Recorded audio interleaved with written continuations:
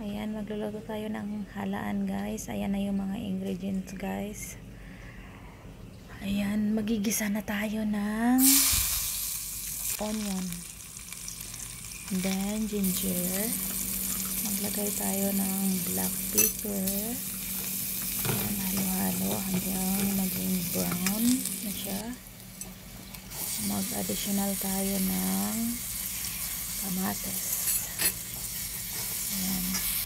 And then maglagay tayo ng red chili and then the herbs. Ayan. Mix natin hanggang maluto-luto kaunti yung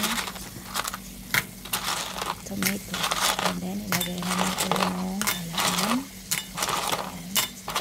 Ilagay natin lahat. Then mix natin konti.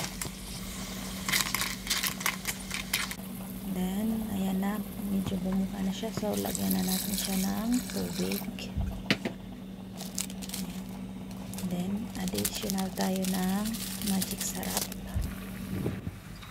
Kumulo na siya guys, malapit na maluto. Ayan na guys, yummy yummy na.